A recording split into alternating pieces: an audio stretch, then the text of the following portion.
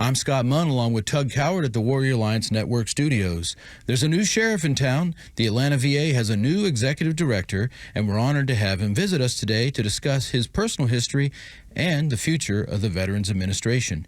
Mr. Kai Mentzer is an Army veteran who served from 2003 to 07 in Afghanistan, South Korea, and all over the USA. He's a graduate of the University of Arizona and Southern Columbia University with a master's in organizational leadership. He's been with the VA since 2009, and now he's come to the biggest veterans market in the nation, Atlanta, Georgia, to help veterans and their families. He's here to be a positive force for change at the VA. Mr. Kai Mentzer, welcome to the Warrior Alliance Network, sir. Thanks for having me. Absolutely. Glad you're here. Absolutely, dude. You enlisted in the Army shortly after 9/11, which is right about the time I was getting out of the Navy. What inspired you to join the military to begin with, and talk about your experience in the military? So I joined, I signed up with the MEPS station about 3 months before 9/11. And a recruiter was coming over to my fraternity house, and one of my fraternity brothers said, "Hey, would you like to come over and have some time with the recruiter?" And I said, "No, I think I'll be all right." And he said, "Well, he's going to bring some free lunch." Count me in. And I said, "I will be there." Is there a sign-up genius that I need to find, or what is it? So I went, and my fraternity brother said, "If you join, I'll join." And I had, sitting there for a little bit thinking about watching the Be All You Can Be videos from the United States Army, and was reflecting on my grandfather who had served with the Army. Didn't really talk a lot about it, but I thought, he was a role model of mine, someone that I looked up to, and thought if he thought it was a good idea, maybe I should too. So I told my friend Tim, I said, "All right, let's do it together." So 3 or 4 months later, 9/11 happened, and my friend said, "Are you still going?" And I said, "Of course I'm still going. I made a commitment. I'm going to go." And February, I went off to basic training, and lo and behold, my friend, my fraternity brother Tim, he did not make it, and decided he was going to become a professional chef instead of joining the Army. So one of the better decisions I've probably ever made. I love it. What was the experience like throughout your military career? Well, I think everything is what you make of it. For me, it was a lot of fun. I got to meet some folks that I would consider family now that I still reach out to this day. I really appreciate social media, having that opportunity to still connect with my friends that I met in basic training in South Korea. Spent about 10 months in Afghanistan with. Still reach out to them, talk about how things are going. And as a leader in the VA, I help them get care in their different hospitals. So for me, there was a lot of great times in the Army, and there was some downtime in the Army that I didn't think was so great, but I made the best of every moment that I was there. Yeah, the waiting is the hardest part, isn't it? That's what they tell me. Somebody's written a song. I think there was a song called that. Yeah, right, Tom Petty, maybe even.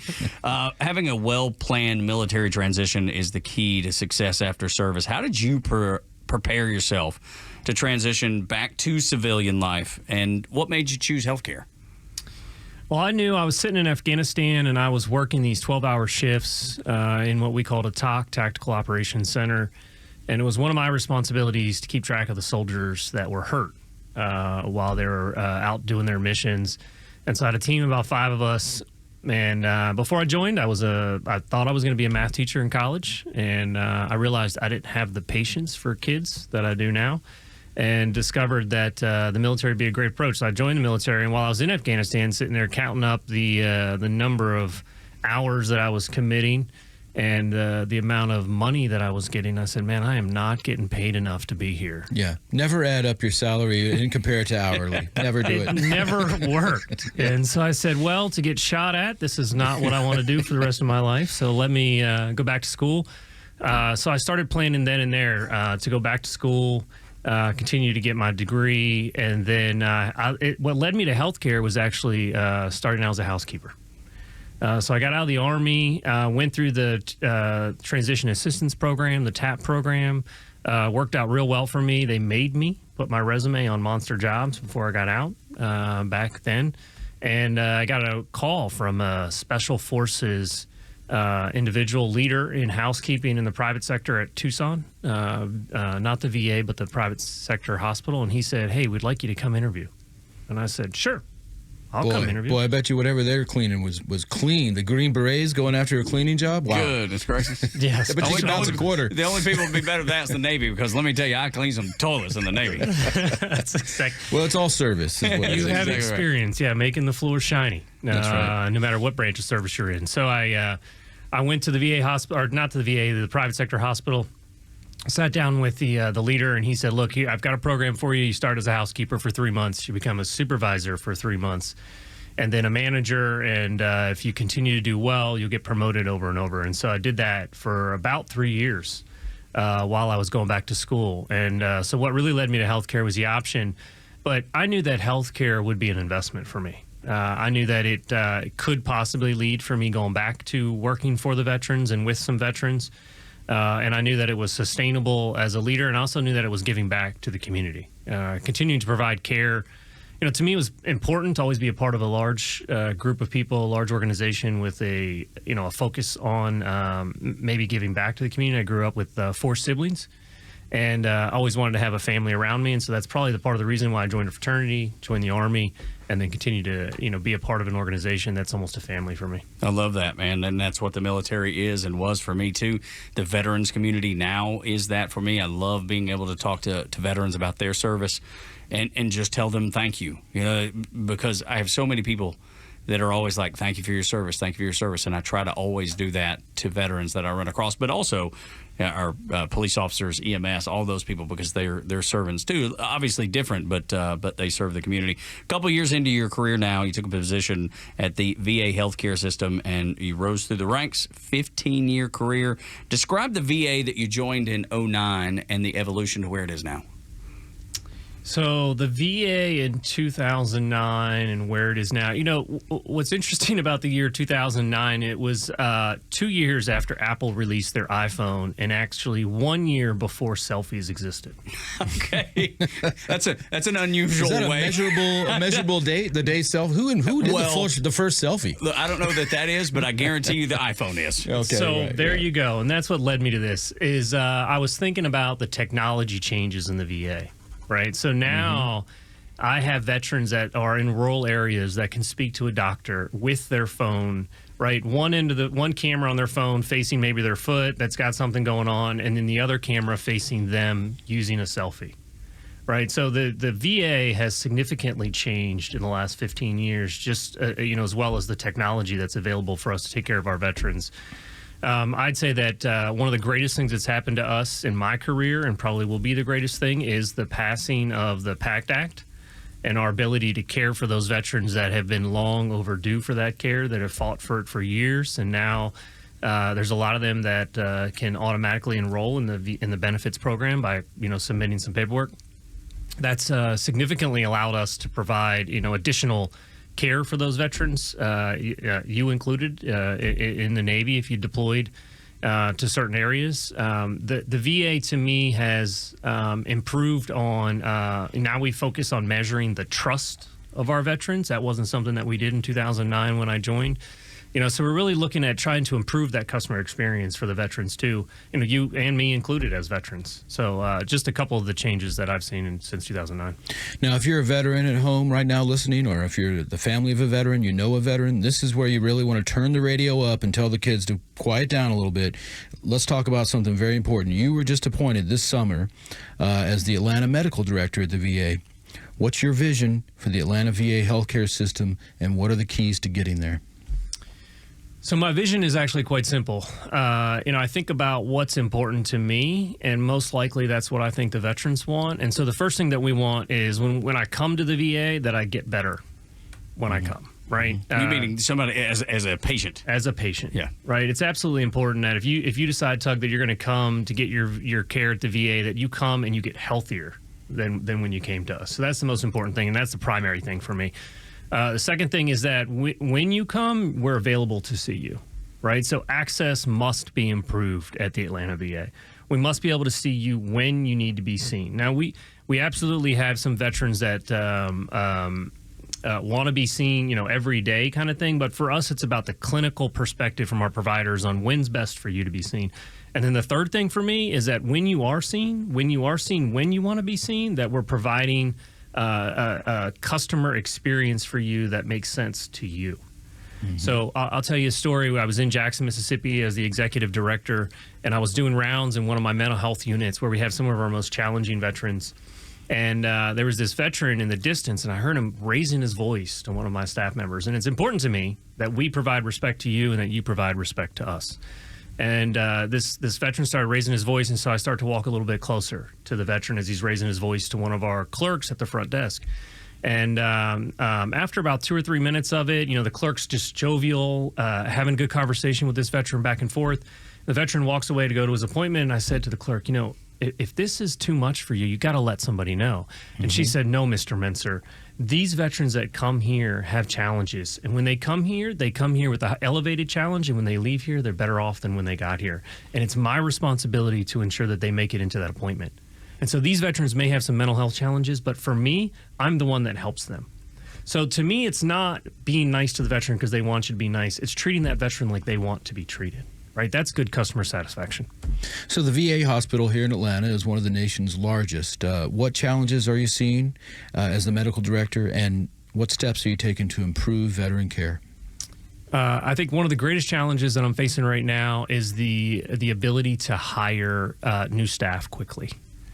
Yes, it takes us about 180 days to bring a new employee on board from the day that the position becomes vacant, and we've got to do a better job at that. We've got to do a much better job at that, and I'm partnering with our HR folks to help us do that. We have a strike team right now that's actively working through 888 positions for us to recruit more timely. The second thing for me is accountability. So to me, accountability is not only discipline, right? It's not only helping somebody see that this isn't the right job for them. To me, accountability is ownership and results. So if I'm holding you accountable, I really want you to own the outcome of the decisions you're making, and then those results, in my mind, had better be to the improvement of the veterans' care or the environment for the staff. So I really focus on ensuring that the staff feel supported, that they're being accountable for their ownership and the results so that they can provide that better care for those veterans. So in other words, you're out there looking for new, strong candidates to work at the hospital and with the VA, and also sort of taking into consideration the accountability on some of the folks that have been there and who needs to stay and who needs to go? Exactly. And yesterday at our Veterans Day event over at the VA, had an individual who's 20 years in the Army, he shared, and he just moved into the area and said that he's looking for a career, wants to work with the VA, and literally came to the Veterans event to find out if I was going to be there to say he wanted a job. Wow. Well, just going back to that 180 days, why does it take so long? There's a lot of processes in the VA that are required, from fingerprints and drug tests to physicals that can take some time. Because that's pretty normal with any healthcare organization, though, right? It's pretty normal with any healthcare organization. One of the other things that we require now is 2 reference checks of individuals. So some folks in our organization, some positions we can hire very fast. Our schedulers we can do direct hires with. Our housekeepers we can direct hires with. Police officers we can do. A direct hire is somebody that we can find on the street, get them to complete the correct paperwork. Really could take us a couple of weeks to a month to bring somebody like that on board. Some of the more challenging ones, like hiring a provider, making sure that they're credentialed and privileged to provide that care for our veterans. We do our diligence to ensure that we do reference checks on those folks to ensure that the care they've provided elsewhere is the care they're going to provide for our veterans. Our nurses go through a very similar process. Our clinical side of the house takes a little bit longer than I'd like. One of the things that I know we're doing better at is getting those interviews done more timely. So before I got there, we would often have those certificates of folks that were on the list, dozens of people that were waiting for a job. It would take us weeks to interview. Now I'm seeing it take us days to interview somebody. So those are some of the challenges that I'm seeing in the organization, is this not challenge, now opportunity, have a healthy sense of urgency in bringing these folks on board. Is that your fingerprints on it, do you feel like? Absolutely. Okay. Yeah, that's great. Every day I have a meeting with about 100 people in the organization, all the most senior leaders in our organization, and we look at key data points. And one of those data metrics is how fast are we hiring, how many folks are we have in the pipeline to bring on board, and what we are doing about it to interview those prospective candidates more timely. We're talking to Kai Mentzer, Army veteran and executive director at the Atlanta VA. Kai, Georgia has the nation's largest population of veterans who are women.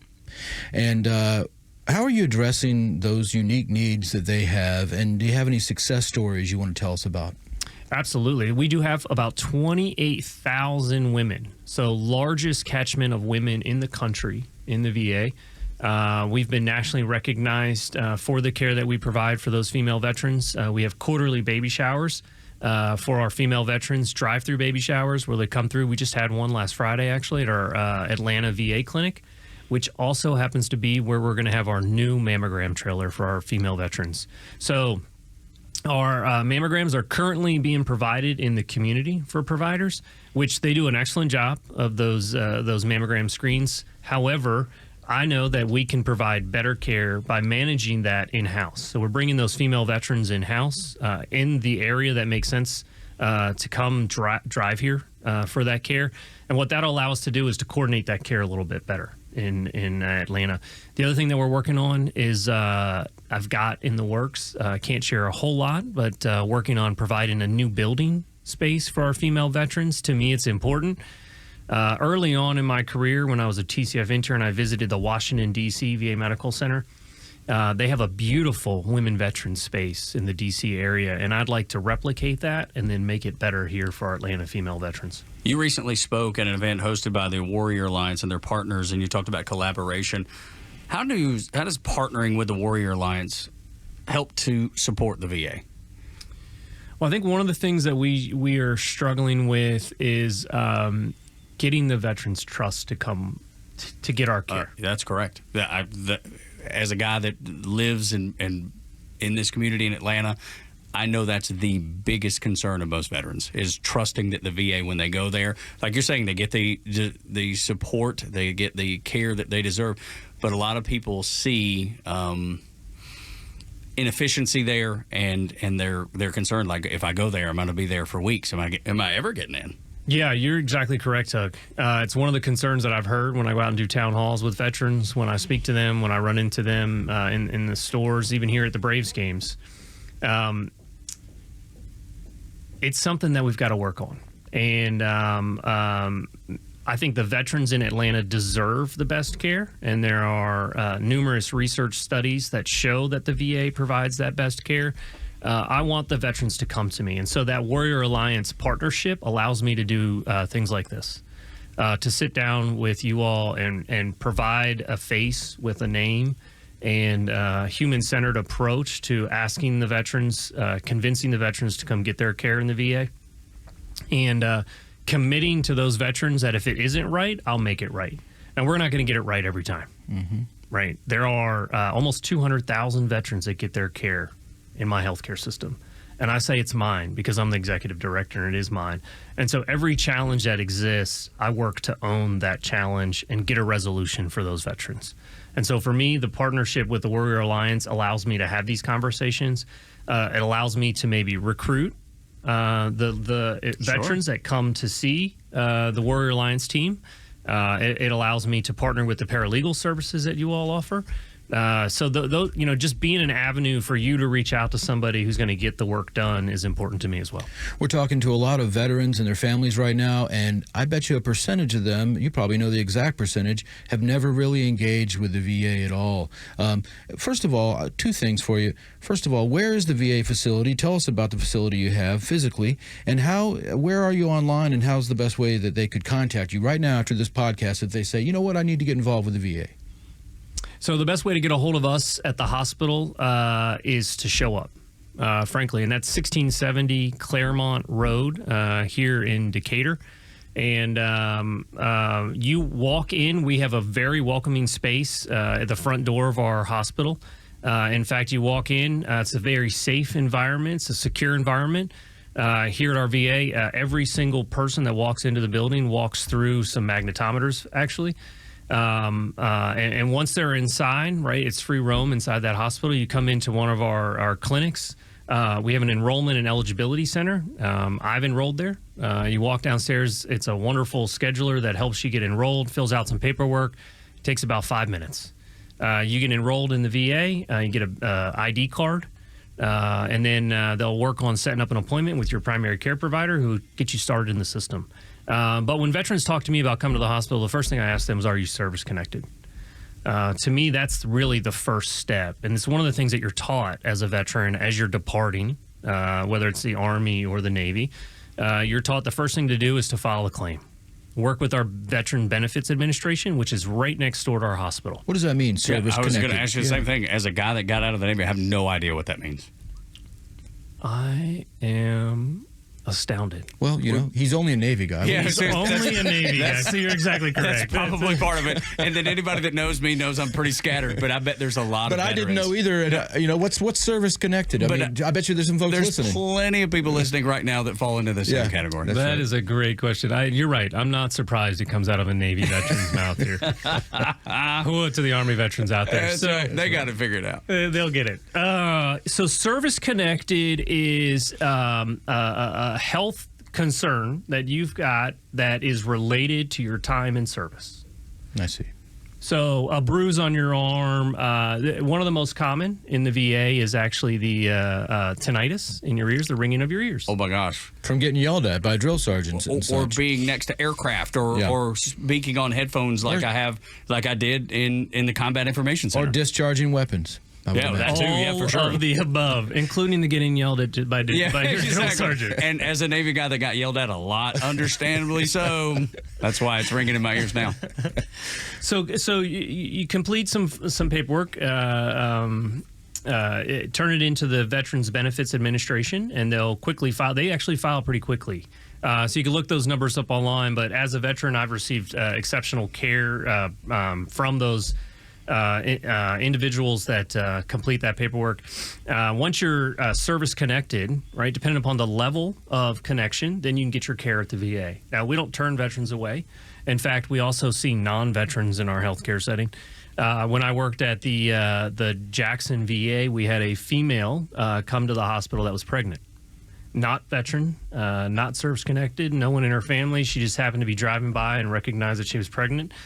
We quickly brought her into the hospital and recognized that we didn't have the experts there and sent her over next door to our affiliate, UMMC, to help them give birth. So you can still come to our hospital if you're not a veteran. But back to your point, Tug, or to your question, if you're not sure if you're service connected, my suggestion would be to work with your veteran service organizations, right? To reach out to the Warrior Alliance and say, who do you have that can help me do this?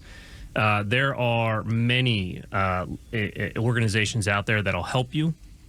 Military Order of Purple Heart helped me get service connected before I left the military. One of my Navy friends is retiring this summer, and he reached out and said, what's the first step in this?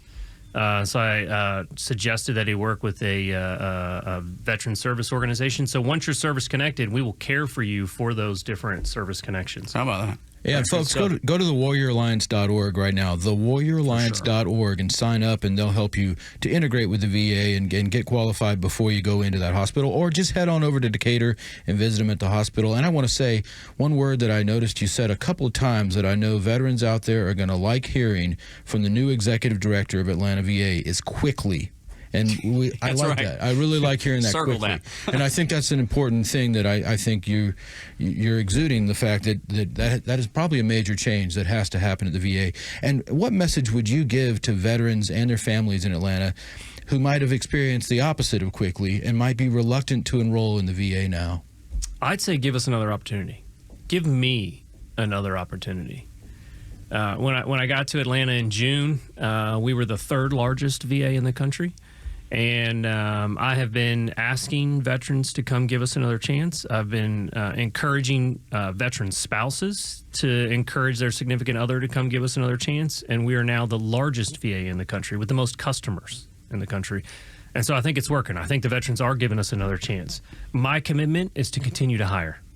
It's to continue to provide that access for our veterans that need to get that care, and it's to continue to address the challenges that come up in the organization. So if you're a veteran out there or a spouse of a veteran out there and you're not sure what to do, where to go, come to the VA hospital and we'll make sure you get the right instructions. If you can't come to the VA hospital, you can go online to va.gov, work through the website and find out where we are, or you can call us at 321-6111. And we'll work through our phone tree to get us some help that you may need as well. There you go. The man's giving out his phone number right here love on it. the radio. That's transparency right there. I like it. There you go. We appreciate your time today. Thank you so much for caring about our veterans. Thank you so much for being so engaged and working through words like quickly and quality and showing veterans that you genuinely care about what they're going through and what they've experienced in the past and how we're going to make it better. I think if everybody would just take a step back and maybe do like you said, just give it another chance, you might see a big difference in the VA here in Atlanta. Thank you. Thank you, Tug. I know you wanted to serve Uncle Sam, and now Uncle Sam's going to serve you if you just get in touch. Isn't that right? That's right. Come get the benefits that you've earned. Yeah. There you Thanks go. for being here, and thanks for all you're doing at the VA. Thanks, Kai. Thank you.